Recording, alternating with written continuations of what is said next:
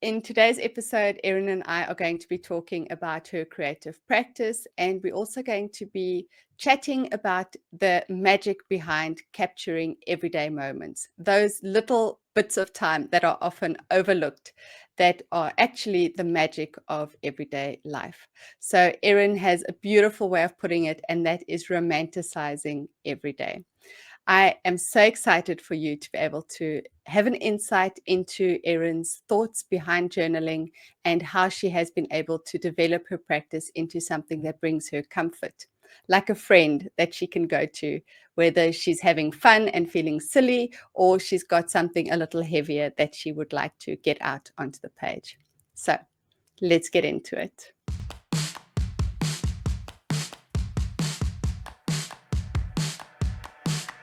Gotta get messy and show the world you growing as an artist. And you're free to be yourself. You got a dream, you need to start it. Stick together.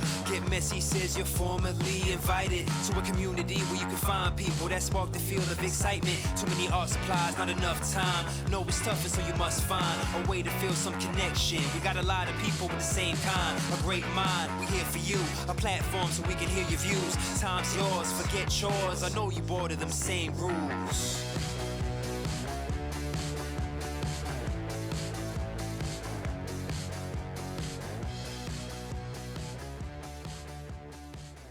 Hello, everyone, and welcome to another Get Messy podcast episode. Today, I'm going to be chatting to Erin, and I cannot wait to dig into all of this creative energy that we are going to be exploring.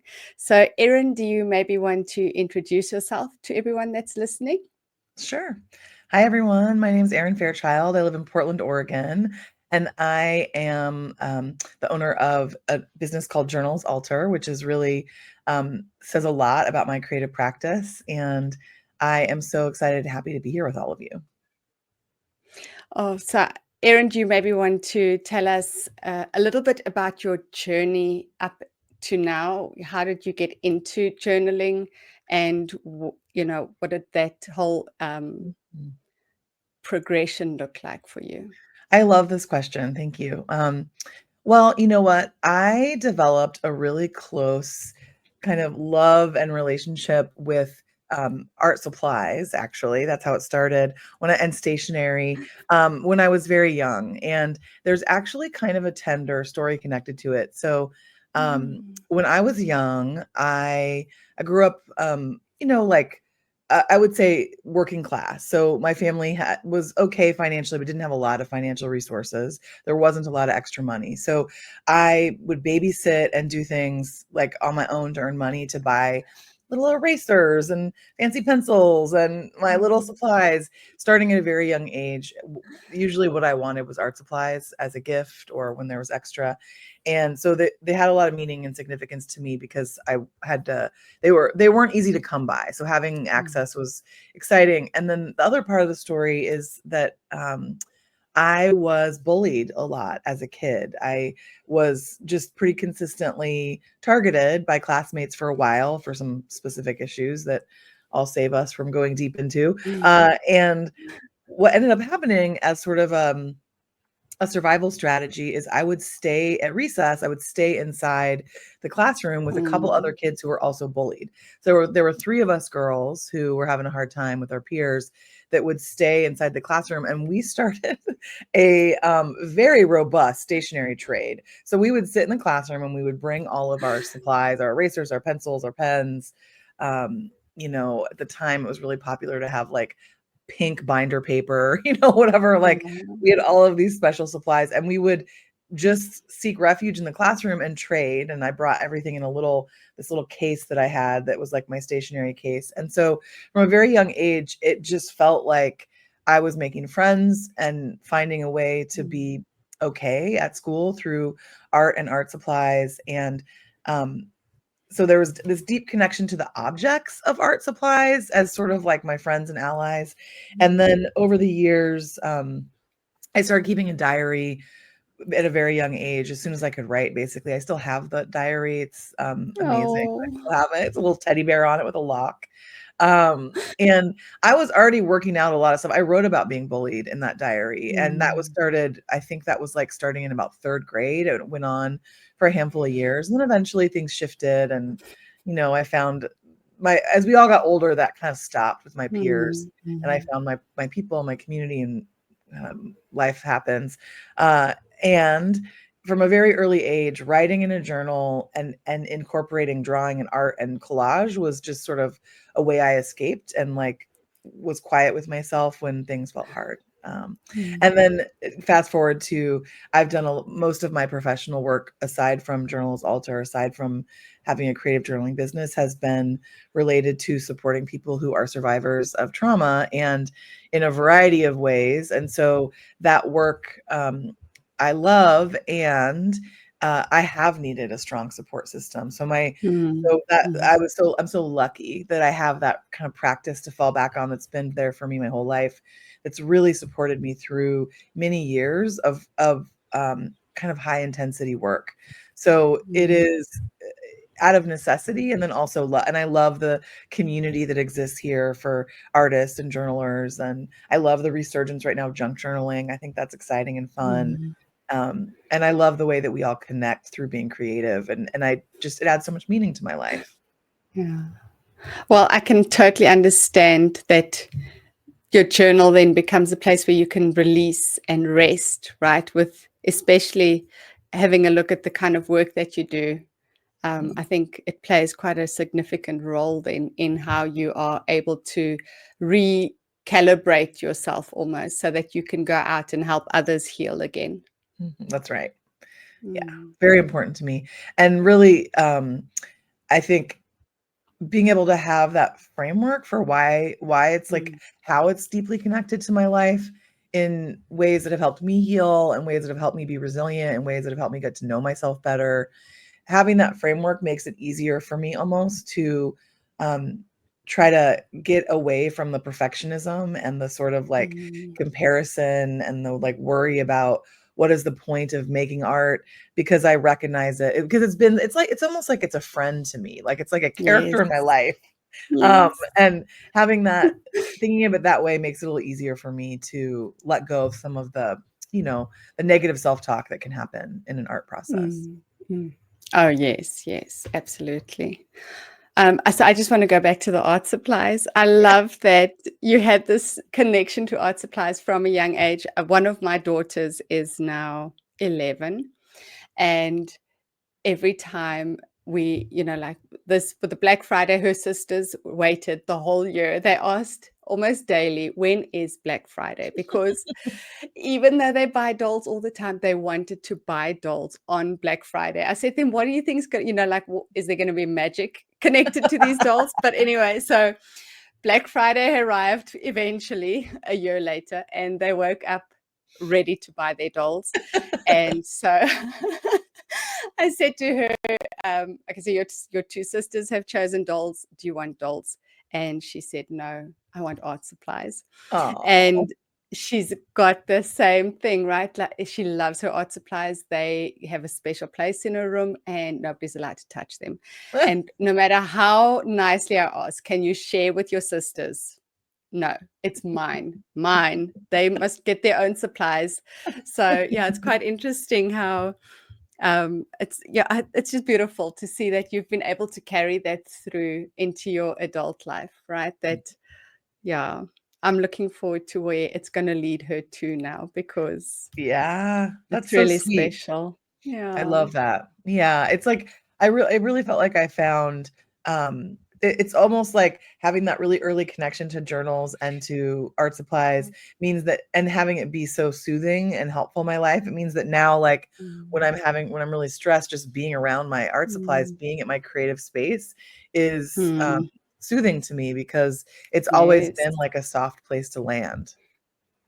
Absolutely. Yeah, I can see with her too, the minute she feels anxious, she goes off to go and make something. Oh. And it definitely helps with just sort of comforting her and calming her nerves. So it's Oh. amazing to see how art has that power to be able to help us to heal ourselves and to be able to regulate our emotions just through even some, just cutting and pasting. papers, tearing papers. Mhm. It seems really simple, but those very small practices, can you call it a practice? I don't know, Yes. steps, those little steps that you take, um, Mhm. they really are powerful. Yeah, I agree. Mm, Yeah, I agree. I'm so glad that your kiddo is like figuring that out and accessing that. It's such a sweet thing, mm, an important mm, thing to, it can be, whatever it is, like it doesn't have to be journals, but whatever it is that helps people kind of access something that's a little bit bigger than mm, themselves, that's connected to a community of doers. And, whether it's like, it could be playing the guitar or gardening or jogging or whatever it is yes.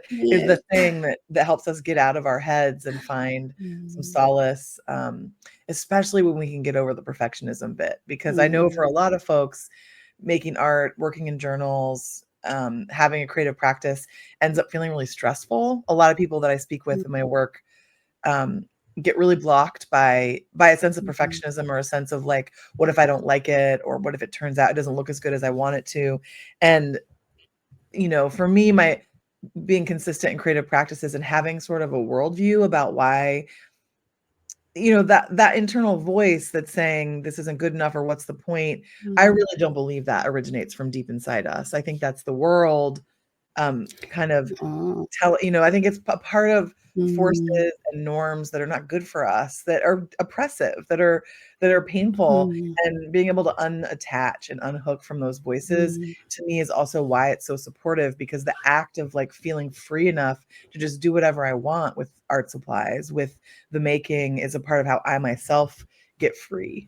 So to me, mm. I love the space in that work where we can kind of practice much larger life themes in about being human in the practices that we have around creativity. Oh, I love that. Okay, so I'm interested to know, since you're working with survivors of trauma, are you then introducing them to journaling as part of the work that you're doing with them? Yeah, that's a great question. So currently I work more in the like how do I say this in a succinct way? I support organizations that do work with survivors of trauma. So now I don't do Okay. direct service anymore. Now I help people Mm, enhance the programming approaches, and I help people with policy and planning.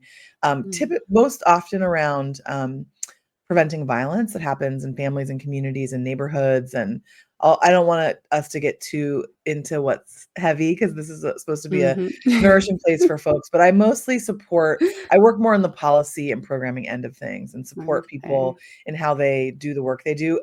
And though I was a therapist for some time for trauma survivors, mostly for kids, I focused on parent-child trauma recovery. So I did a lot of work with typically moms and kids, sometimes other parents, but mostly moms and kids, and Mm, sometimes kids alone. And I 100% used art in my work as a therapist with trauma survivors. And it took many forms, but it was a consistent thread in the way that I work with trauma survivors. And what I described earlier about sort of the messages and norms that we bring with us into our creative practice can really impact the way it feels to make art. And so having that be a part of the therapeutic process, to recognize what's blocking and what's making it hard, can be really healing, because it can become a safe space to confront what's there, and to mm, figure out how to release it and how to move through it. And with kids of all ages, I found art to be also a kind of trust building medium, almost like a mm, buffer, right? Like kids don't want to sit mm, and talk to a grown up about what's hard typically. So having art involved, and writing was a really important part of that process. And I also used to do a lot of support groups for child survivors of domestic violence, so kids that had domestic violence in their family. And we used art in almost every support group.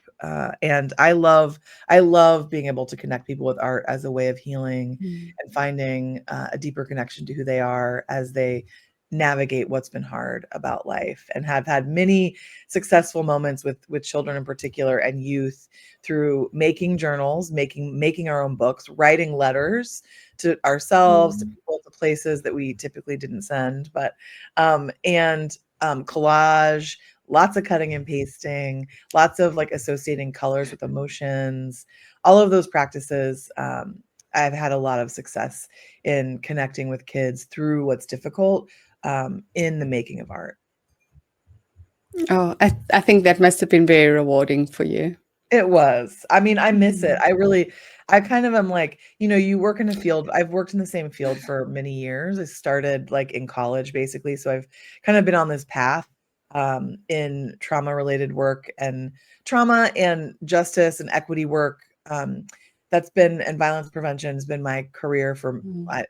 25 years now. So you get to a certain point where you end up, you don't have to, but the way my career has gone is that I now support people who are doing that work instead of doing it myself, Mm. which I love. And I also really miss, I did a home-based therapy. So I would go into people's homes and do therapy with families in their homes. And, Mm. and it was a little chaotic at times. And I really miss that connection. I love kids. I love Mm. working with kids. I do miss that as part of my daily life.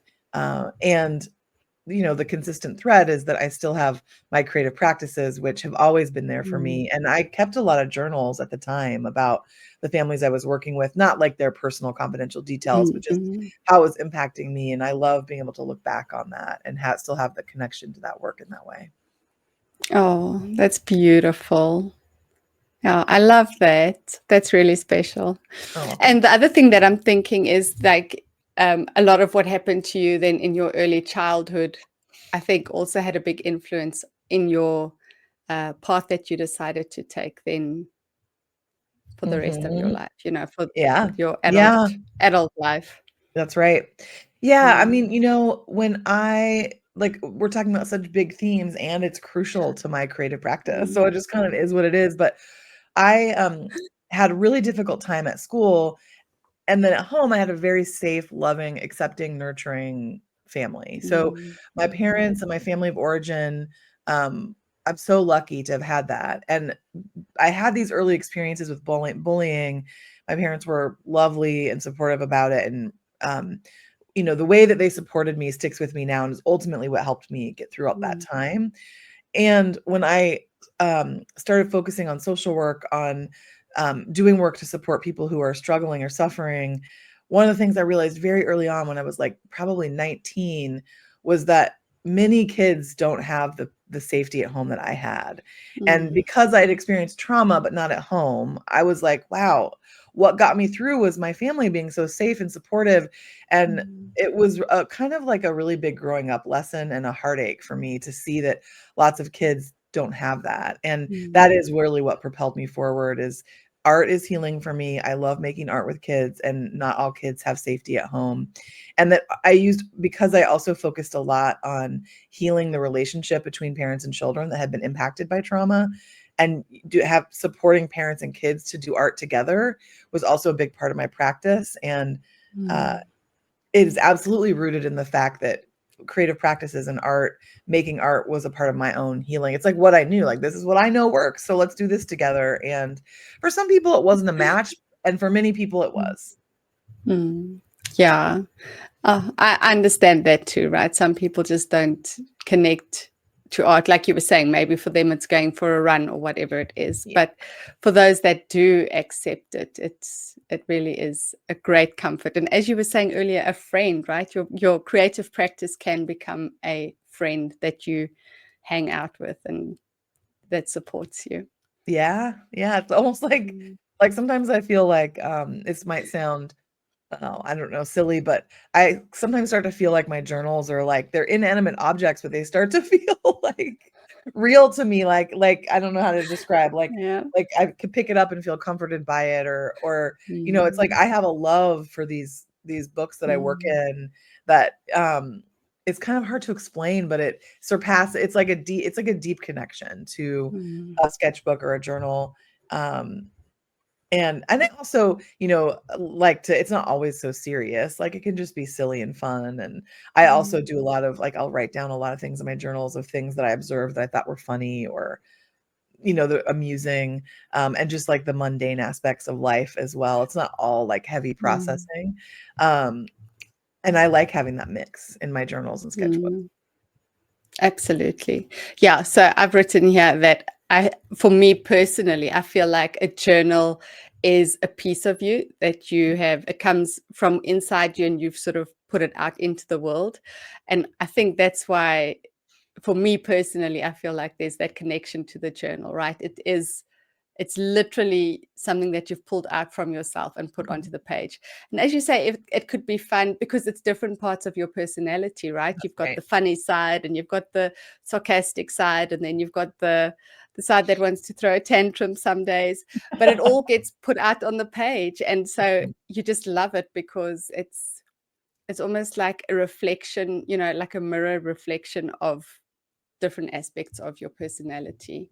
Absolutely. Yeah, I love Mm. that. Mhm. So, do you want to tell us what does your practice look like? Are you creating every day, or are you sort of creating in the evenings? Like, how are you Mhm. creating at the moment? Yeah, at the moment is good because there's seasons sort of in my creative Yep. practice. And, I think like most people, just real talk, I'm always in a, I don't want to say a battle because that's too dramatic and it's not like negative, but I'm always in a balance with how much time do I have with Mm, responsibilities and my other work, which it, isn't necessarily, it doesn't involve, well, it does involve journaling sometimes, but the deadlines I have and the things that are not related to art making, it's always a balance between that and how much time I have, like anyone else. My ideal sort of my ideal practice in a routine kind of way is to wake up early enough to drink my coffee and work in my journals, planners, workbooks. I treat them mm, all kind of similarly. Um, and that doesn't happen every day, but it does happen pretty often. So I can't say that I work in my books or do something creative every single day. I would like to, though. That's always the goal, and it's just realistically doesn't always happen. So I mm. used to joke that it's like a daily practice that I don't do every day, which kind of doesn't make sense, but my heart is always there. And I think that once you start journaling enough, and if it is an integrated part of your life, I actually am often going through the day being like, "Oh, I want to journal about this later," or Mm, "Oh, the way that like the fog looks right now out my window, the way that it's like blanketing the trees, and it's this very specific feeling it gives me to look outside right now. It's winter here where I am, that I think I want to write about this or make a piece of make sure this ends up in my journal. Maybe I'll take a photo and capture that I was talking to you and I was looking outside and seeing the fog, and it helps mm, me to kind of just appreciate the magic in the mundane moments because I have mm, this outlet for I'm going to make this moment more special and more beautiful and put it on a page, and it does help my sort of worldview throughout the day of like mm, there are beautiful things and hard things happening all around us, and I want that to all be reflected in the way that I keep my journals. So it's a daily practice in that I'm thinking about what I want to capture and how it's going to show up creatively, even if I don't have supplies in my hand that day. mm. And I think it's definitely then, from the sounds of it, it's helping you be more present in the moments because you're constantly thinking about moments that you want to capture and how you can capture them and put them into your journal, as you say, whether it's a photograph or writing or doing a sketch of it. So Mhm. you are more aware within those mundane moments. You're trying to sort of be more, yeah, there's no better word for me than present, just being Yeah. aware of what's happening to you in each moment. That's absolutely right, and I think, being present, being, really like a keen observer of my own world, and helping like, I also like to, write down interactions that things I overhear and see that I find interesting or funny or, um, fascinating, that sometimes they involve me or they're just like what I saw at the grocery store or whatever, or I saw this funny bumper sticker, here's what it said, just kind of capturing, all of those moments, and I think it's just part Mm, of what makes a life, and I wanna see my life on my pages. I think it also ends up feeling a lot um, like a significant, meaningful gratitude practice to be able to, mm, mm, like, how lucky I am that I get to sit right now and look out a window and see trees not everyone sees trees outside their window. Not everyone wants to, but I want to, and I get to, and how lucky I am that I see trees and I see fog and I see like the smoke coming from my neighbor's chimney. And who am I to not like deeply Mm. appreciate that I get to see this? Like, what a beautiful moment. Why not really romanticize it in my journal? Why not? Yes, You know, yes. it Yep. and it feels like gratitude to be able to, because this world Mm. is not an easy one. So I wanna amplify what feels good. Yes, absolutely. I agree with that 100%. And when you were saying romanticize it, there was something that came into my mind and it slipped out again, just like that.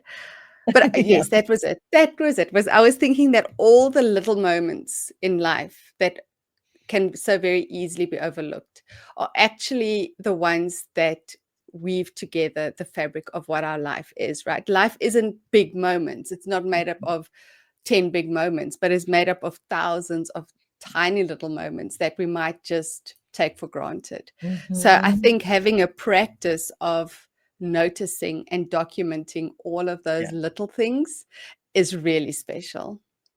I think so too. I think, and, um my journaling business is called Journals Alter for a reason. And to me, I think I want to be an active member of my community. I want to be someone who is able to face head on what is hard for people, what's hard for me and what's hard for people around me, and to recognize when there's injustice and um there's and suffering and struggling. I want to be someone who doesn't avoid that, who is I am my eyes are open to it and I'm fully understanding, recognizing what's going on for people and how the world needs to shift or change to be so that more people can thrive. That's really what a driving force for me it was when I was a social worker.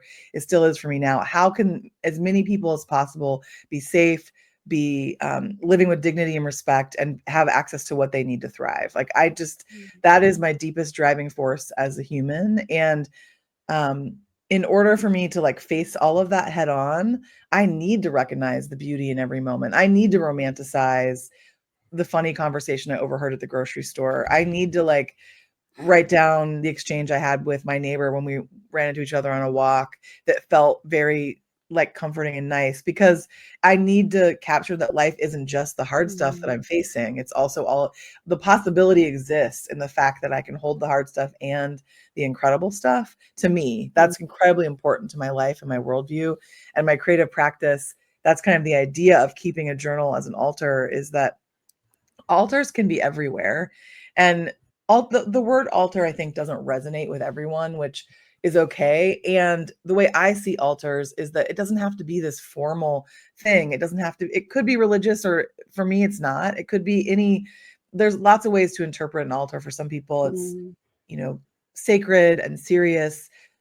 Sometimes that could be true for me, but I think you can make an altar like you could anywhere in your house. A little shelf with your favorite trinket can be an altar. mm, A photo of a relative that you sometimes put a flower next to can be an altar. If you're on a walk and you like pick a flower and lay it down at the base of a tree, that's an altar. It can be mm, silly and serious. It can be packaging. It can be like, I love the way that the design on this soda can, and I want to invite this type of creative energy into my life. So I'm going to put this empty soda can on my little shelf next mm, to the picture of my grandma or whatever. It doesn't have to be complicated. It can just be anything that's meaningful in the moment that we make a physical altar. And I just started thinking, what if I treated my journals this way, and that they can mm, hold all of this, and it doesn't have to be overcomplicated. And sometimes it is complicated. It's really a both and. mm, And so this idea of keeping a journal as an altar and recognizing everything that a journal can hold, or a sketchbook, or whatever your medium you're working in, is part of my support system. When I kind of was able to mm, deepen that, like, this is like a mobile altar that I can take with me anywhere. And sometimes it's serious and sometimes it's silly and the mundane. And to me, I want all of those things on my actual physical altars: the silly, the mm. mundane, the serious, the real, the hard, the funny. It's honoring the complexity of human experience. Yes. Yes, honoring. I love that. Because as you say, it goes beyond just being sacred. You know, I think sacred feels very serious. Yes, Um, Whereas if you say you're honoring all aspects of your life and your personality, that means you get to honor the fun things. You get to honor the things that make you laugh and feel better. Um, so I love that word, honoring. And that's how you view your journals, is just beautiful, a space to hold all of it for you. all of it. Yeah. Mm. So, what is your favorite part? I know it's probably a really difficult question, but what is your favorite part of your creative practice right now? That's a great question. I think, I mean, there's some evergreen things that are always a part of my creative practice, which I do have a desk, like a creative, like an art desk, basically. And when I sit down, my one of my favorite things always is just when I sit down at that desk, I immediately feel a sense of calm, a sense of connection, a sense of place, like just really being present in a Mm. place. And I do want to say that um, if I'm writing, journaling, making art about something hard, it doesn't always feel calm. Sometimes it can feel a little, it doesn't always feel easy. And Mm, regardless, it mm, does feel like I trust this place and I know myself here. So mm, whatever is happening, I'm going to work it out here. And so that it mm, has like a calming effect, even if I feel a little, chaotic or mm, stressed. But I always want to make room for that because a lot of people I support through creative practices don't find it calming always. And I don't want to make it sound like it's always easy. And a lot of the times it is easy and fun. And so I think just sitting down and having that feeling, I'm looking over at my creative space right now, it's over there, is what I love. And then I think right now, one of my favorite practices that I really focused on in 2024 that was a little newer to me is um, in one of my books. It's a Hobonichi Cousin, which some people will be familiar with. It's a Japanese planner journal that has a lot of sections in it, and there's weekly spreads. A lot of people, a lot of people like. It's kind of like a cult classic. People love Hobonichi and Japanese stationery. So if you're familiar with it, if you're not, check it out. But it has dated weekly spreads in addition to mm, monthly and daily pages. And in the weekly pages, I have been keeping it as a space that's to document current events, what's happening that I don't like, oh, and what's happening that I do like. So yes. good news and hard news that's happening in the world, and then facts and things that I'm learning about, things that I'm curious that I research about, and just quotes and things that I appreciate. So it's got serious things, it's got funny things. It's like sometimes I'm literally writing down like a meme that I thought was funny, pop culture references, what I'm listening to.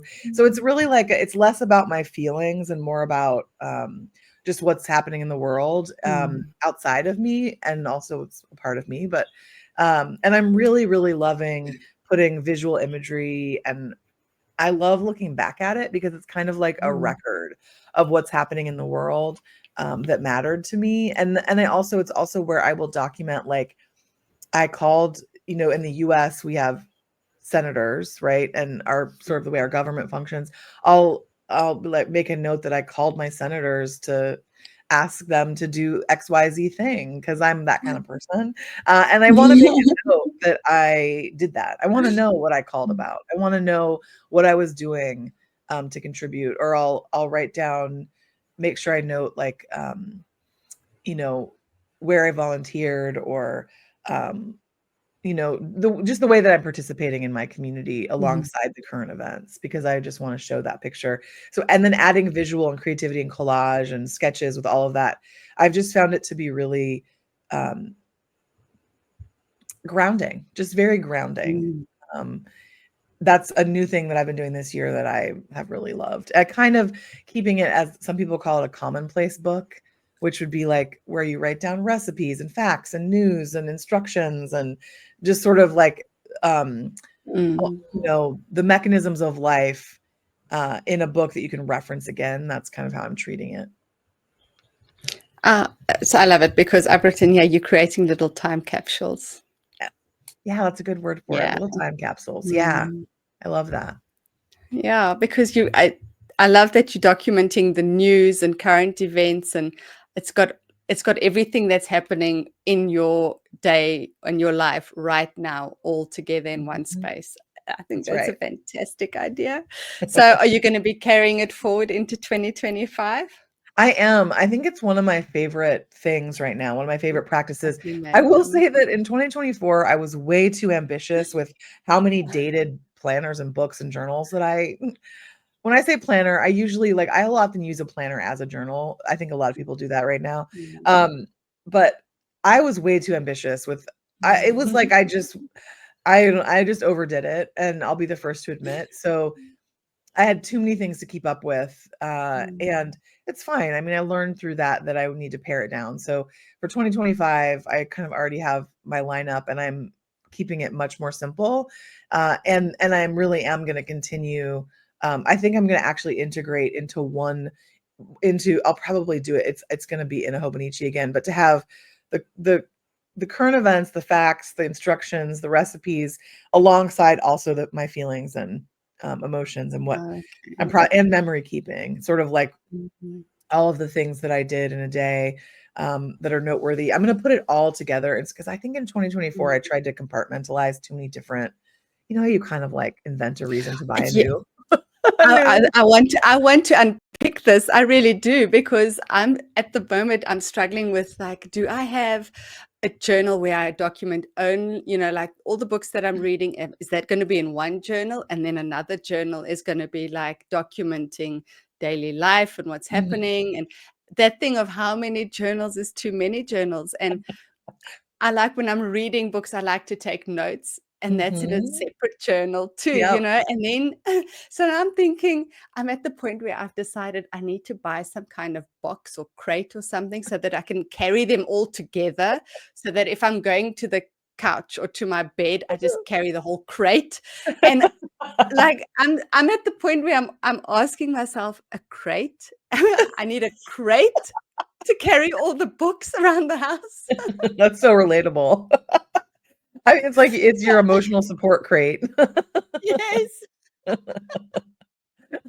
I think that I definitely relate to that, and I'm sure many people do. It is like I think it's part of the hobby, honestly, is like coming up with like the organization and how what's going in which book and why and how and part of it is definitely a bit of consumerism. Part of it is like how do I find an excuse to buy a new journal because it's so pretty or I love the way this looks or I just want there's something about a new unused book that's like Mm. very I- appealing. So uh I totally relate to that. And I think in 2025 I'm going to try to pare it down a little bit and uh focus. I have I have a work planner that's separate that's more just work related.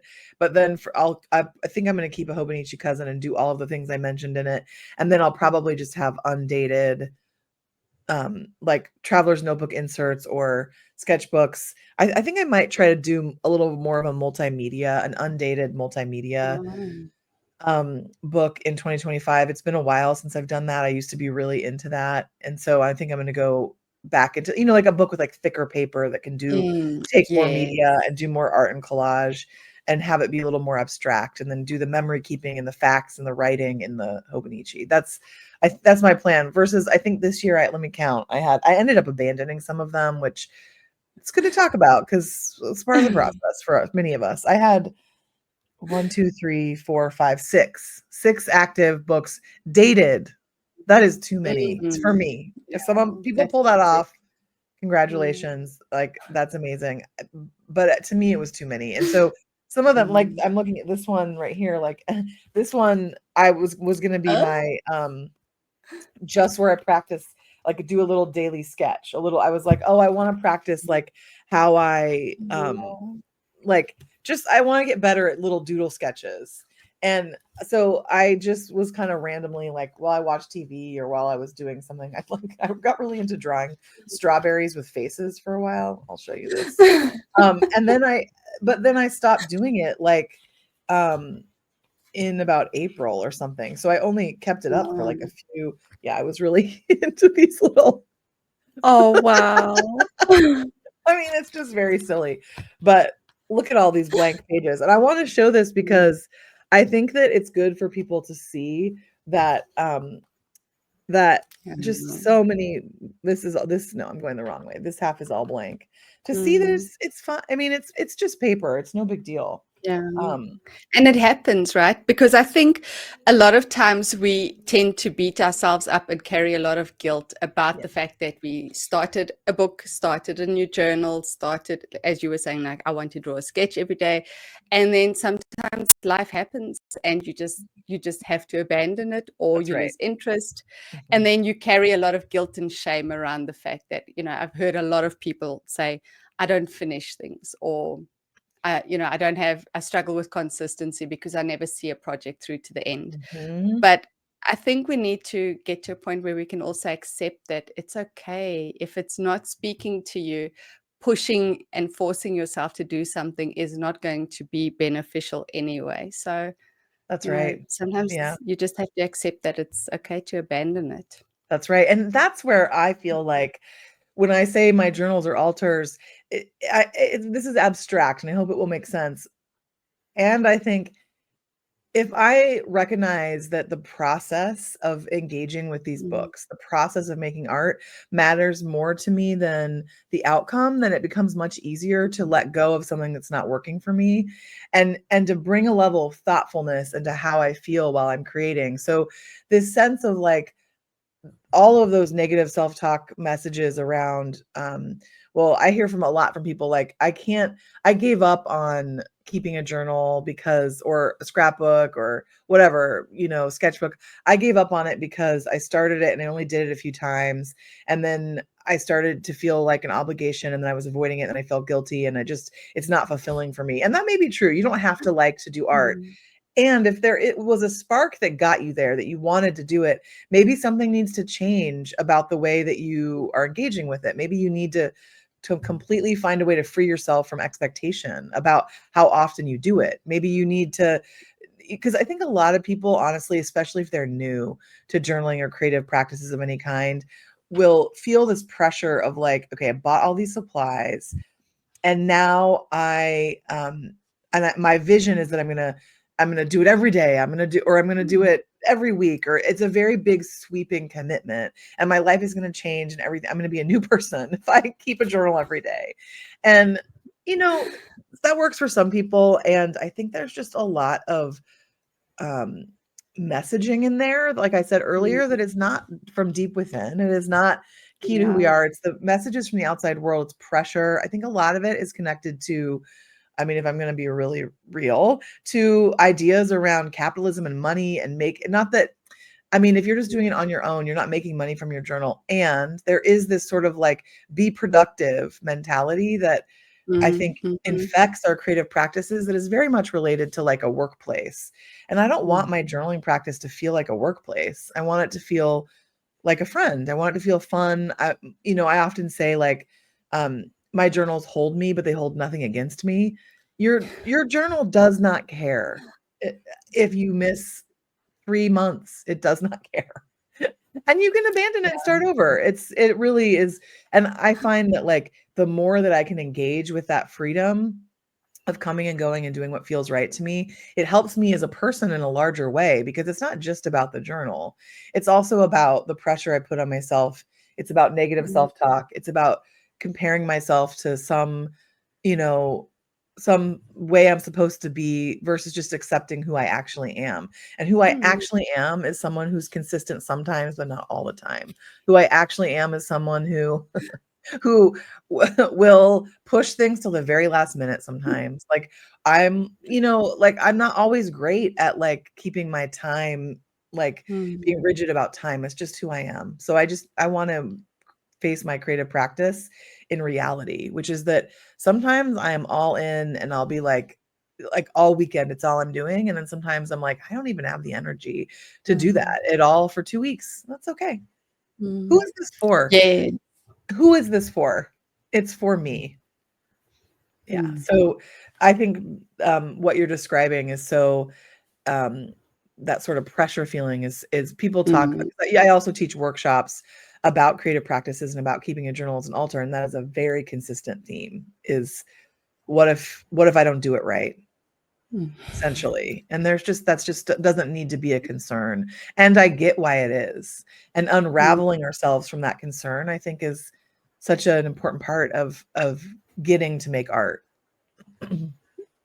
Absolutely. And I think back to your point of the capitalism, right? Is a lot of people, when they start their art practice, it's just for them, right? Because we know how much better we feel when we're creating art.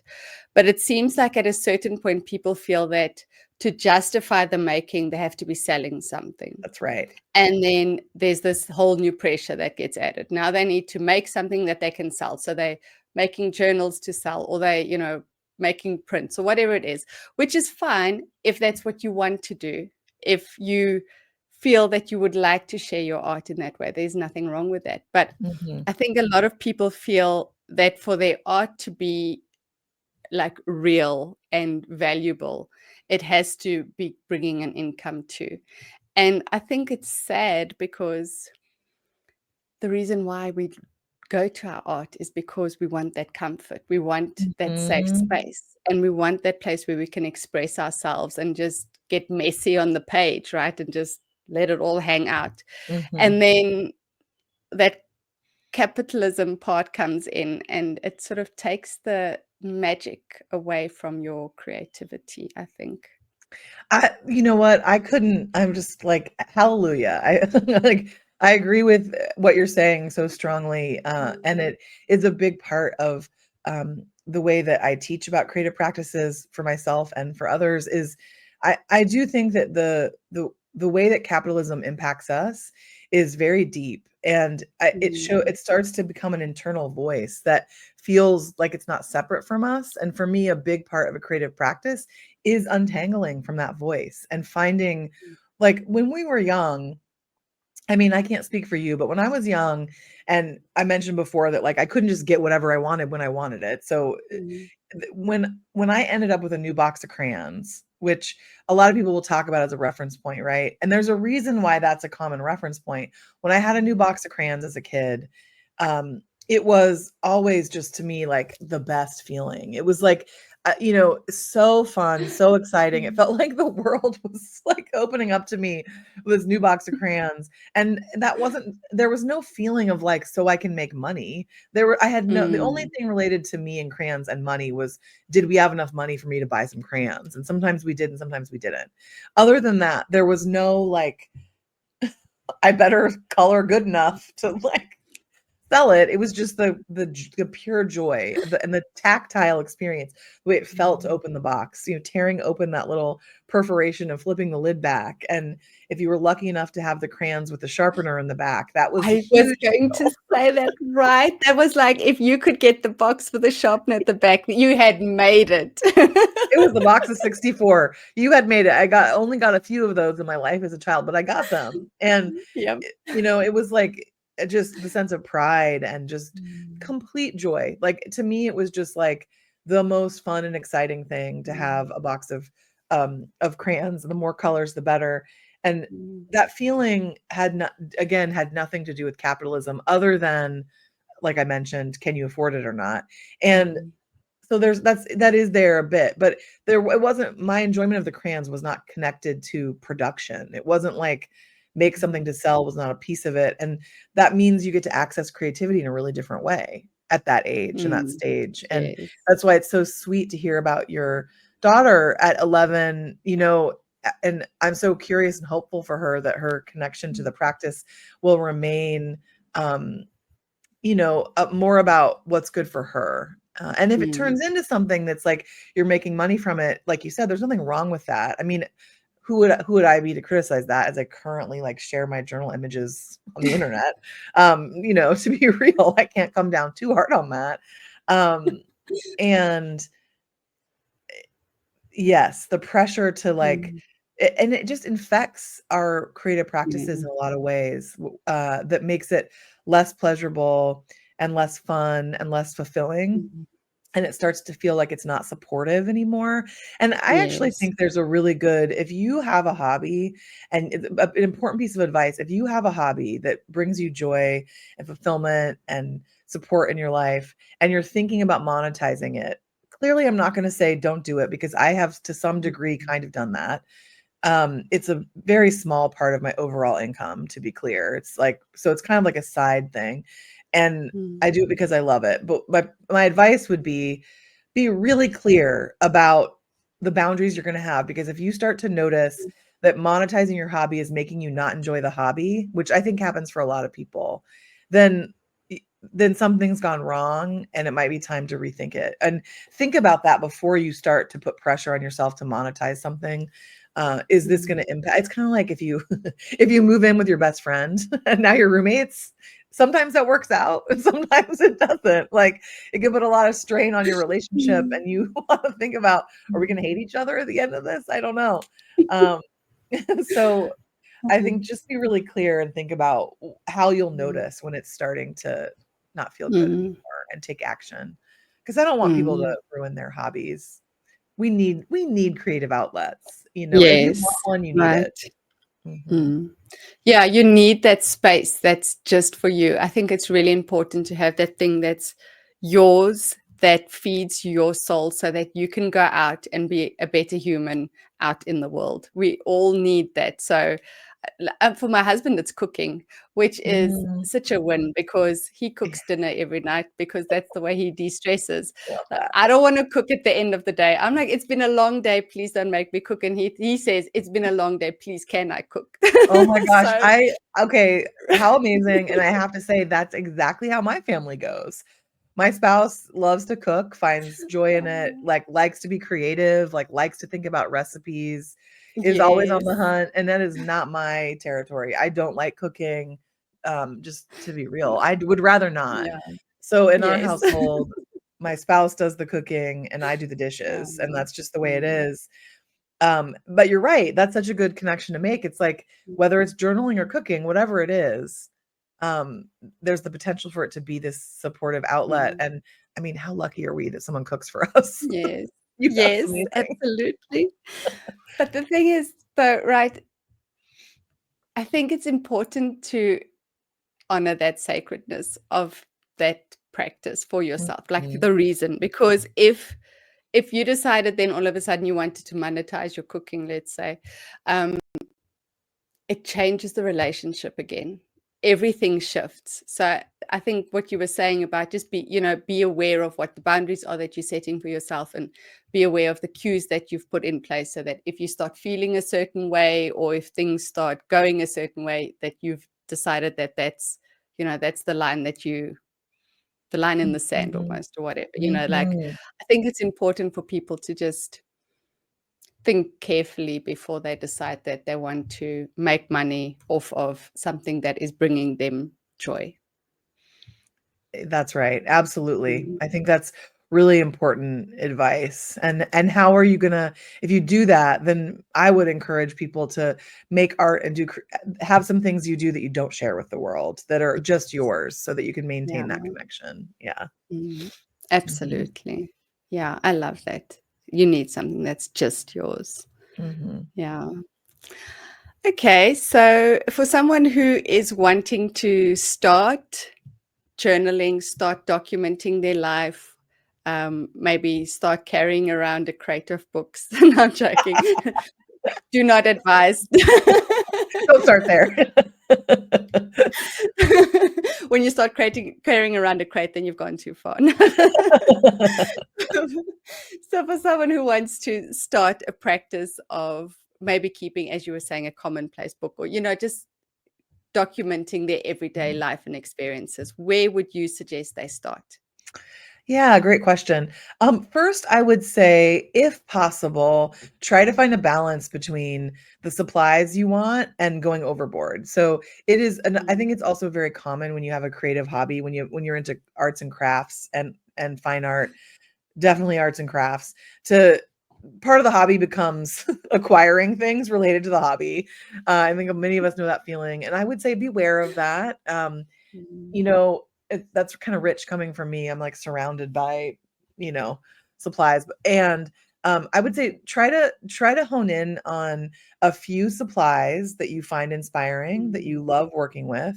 Make sure that you find a good match between your mediums, like if you're using paints or pens or pastels or crayons, or if you're just starting with something simple and you're using markers.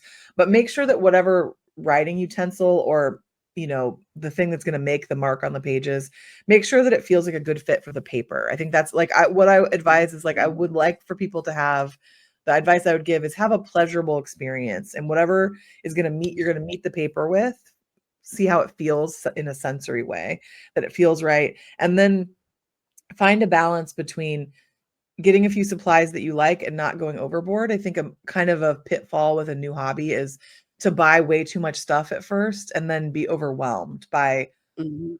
the amount of things that you have and where to start. So start with a small collection. If you already have a bunch of supplies and you're feeling stuck, I think a great practice for me is to just kind of like shop my own stash and like just pull out 4 things I'm going to use if I feel overwhelmed, and put them in a little basket and limit my options. So be inspired by the tools you're using, but have it be a curated set of tools. Mhm.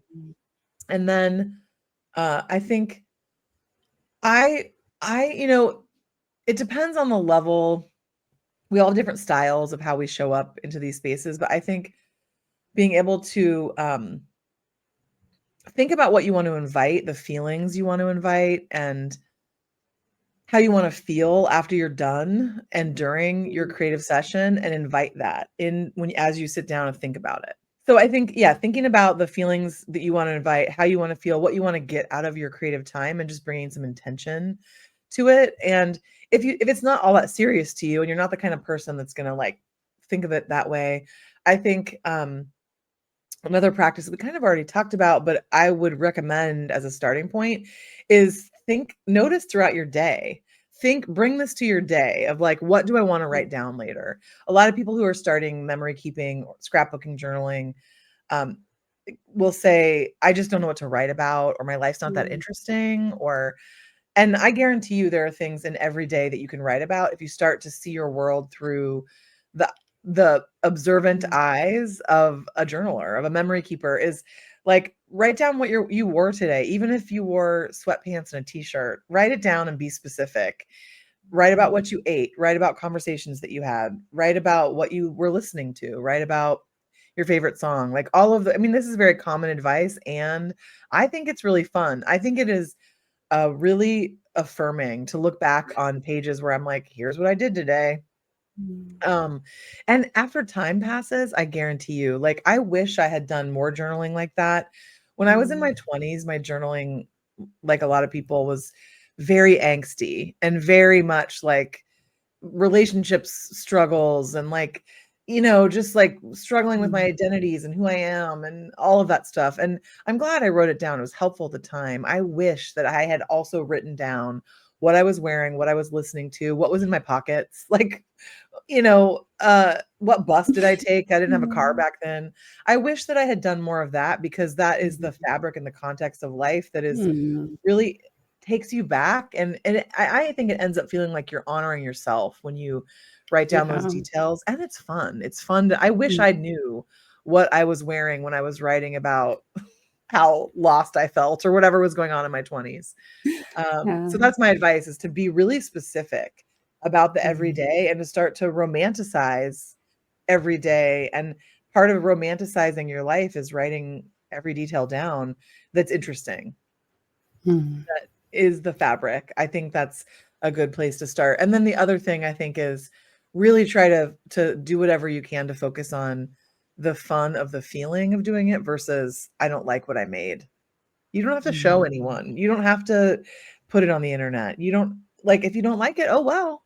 How did you feel while you were doing it? What did you learn? What did you, it's, and part of it is practice. Like, I in 2024 was like, I don't feel like my doodling, like drawing illustration game is strong at all. And I'd like to get a little better at illustration. And I did really well for the first 3 months of the year, as I showed you.